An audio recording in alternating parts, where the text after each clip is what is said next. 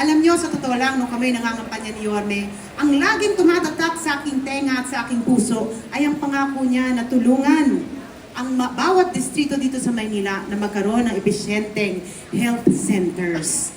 Pero, isang health center na tumatak sa aking puso, lagi niyang sinasabi na pag-upo niya, papagandahin at papaganahin ang Pamana Health Center. At kahit pa paano, na-realize ko, lahat talaga ng mga gustong gawin ng ating alkalde, parang pamana yan para sa susunod na henerasyon.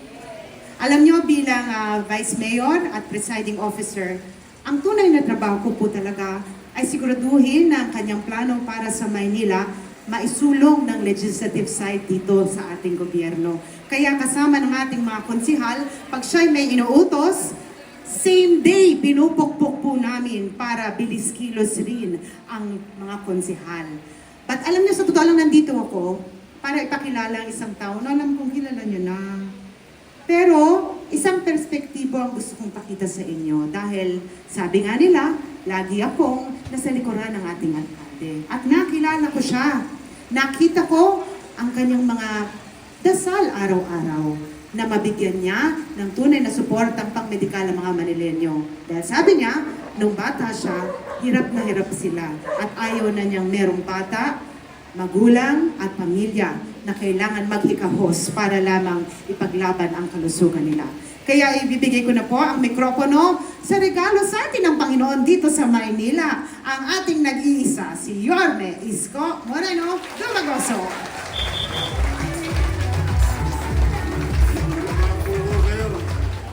Magandang umaga, mainit at naglalagkit na umaga dahil sobrang init.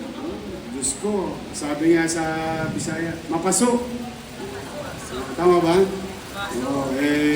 Maraming salamat Vice Mayor si Atienza at sa ating mga barangay chairman na nandito sa Santa Mesa at iba pang bahagi ng District 6. Nadadalas ako. Nakadadalawa na kayo sa akin, 1 linggo pa lang kasi yung biyata, sinarado rin yun. Kaya nga nag-uusap kami kanina ni Julio, sabi ko, alam mo yung health center, hindi sinasara. Dinadagdagan. Kasi yung populasyon, dumarami. Ano nga siya, sabi niya, sir, pagpapasensyahan mo na ako, minsan nakakatikim kami ng reklamo sa Esperanza. Hindi dahil sa hindi epesyente yung ating mga doktor and medical frontliners, kundi sa dami ng bulusok ng pasyente. Kahit naman sino magkwenta, kahit nga manood tayo ng sinihan, di ba? Gusto na natin panoorin yung sine, pag puno na.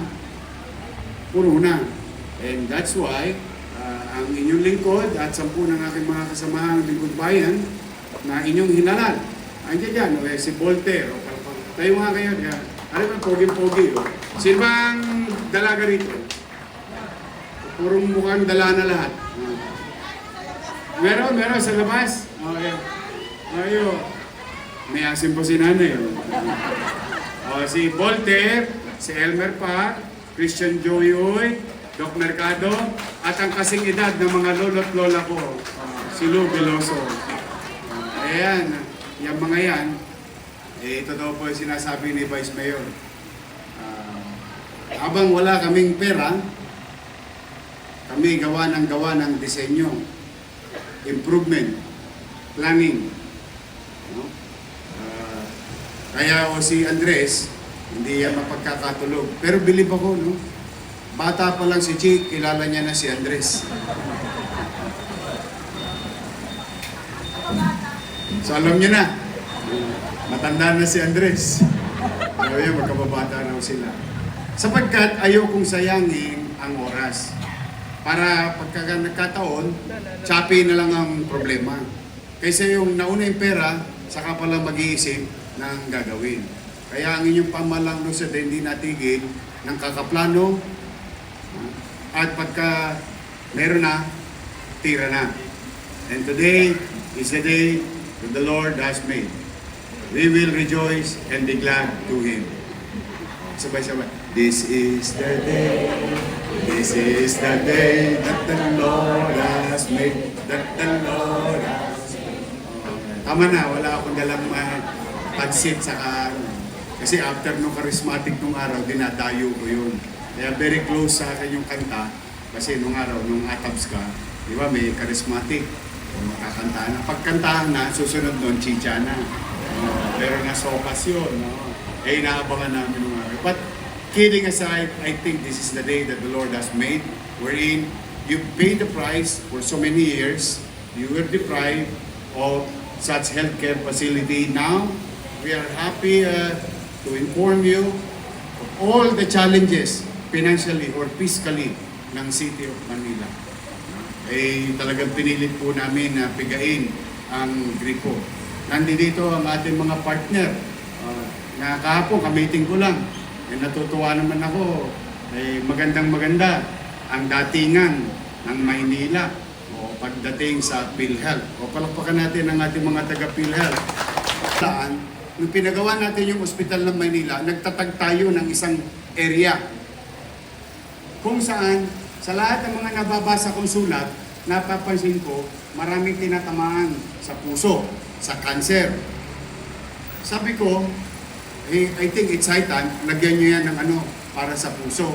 Tapos makipag-coordinate kayo sa heart center, makipag-coordinate kayo sa UP, PGH.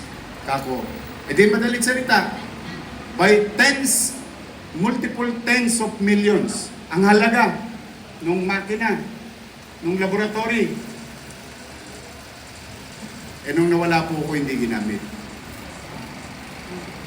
Ayan ang totoo. We call a spade a spade. Naka-imbak doon. Bakit? Dahil malaki ang gastos ng pamahalang lungsod sa posibleng isang pasyente. Totoo. Yung gagastusin ng taxpayers' money para sa kanyang mamamayan, napakalaki. Ang tinanong ko naman, ba't ninyo pinangihinayangan yung gastos sa isang tao na mabuhay lang? Hindi ko mag-gets eh. Sa totoo lang. So hindi ko siya tumakbo. Nung nakabalik ako, salamat sa inyo. Landslide na naman ako sa Damka. I love you.